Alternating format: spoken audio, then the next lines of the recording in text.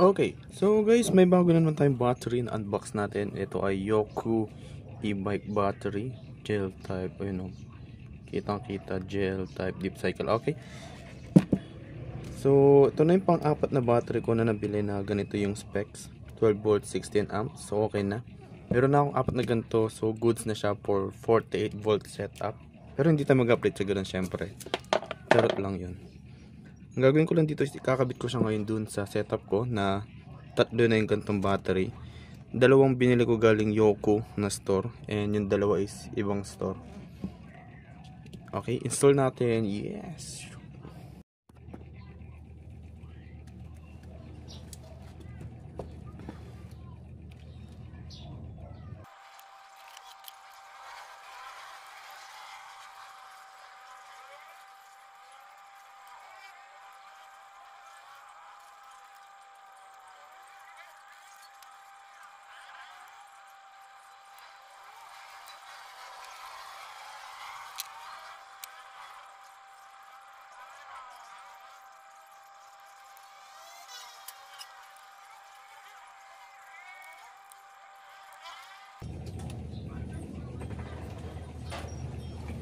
Okay, so ito na. Medyo magulo nga lang.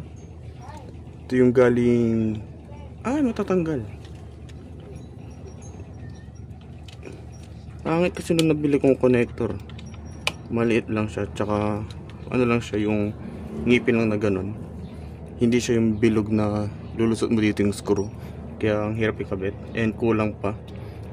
So ngayon wala akong nailagay. Bili pa ako ng ganun. Yung copper na ilulusot mo lang yung screw na ganun. Para mas magandang tingnan, or bus bar siguro para doon nakakonect lahat and hindi yung gantong sara sa labat.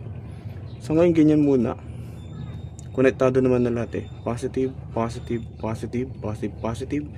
Then yung negative, punta ng negative, negative, negative, negative, negative. So konektado na rin siya lahat, and ang tawag dito parallel connection.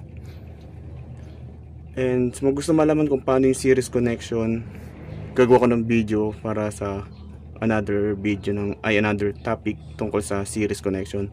Basta ganito yung parallel. Lahat ng positive, positive, positive, positive, positive, konektado lahat, and negative, negative, negative, negative, negative. So konektado silang lahat. So yun yung parallel. Then series, next video, pakita ko sa inyo kung paano pa nagkaiba ng series and parallel. Yun lang. And ito na, apat na yung battery. So total of 16 times 4 is 1632, 64 ampere hour. Kaso gel type to, so kalahati lang, nasa 32 ampere lang talaga nagagamit. And that's around 380 something watts. So wala pa tayo sa katotohanan na 1 kilowatt hour per araw. Next time din. Pero yung battery ko sa baba sa e-bike, yun abot din ng 1 kilowatt hour. Yun yung mas magandang gamitin. Pero ayun, sakto 48 volts yun. And meron akong apat dito na pagka naka-parallel o naka-series, total 48, sa baba ko 48. So pwede na akong gumawa ng 48 volt setup. Pero yung controller ko, ito, ay nagulo, cute. Ayan yung controller ko, ang kaya lang niya is 12 and 24. So hindi sapat. Baka magpalit ako ng controller and ayusin ko na naman tong setup ko.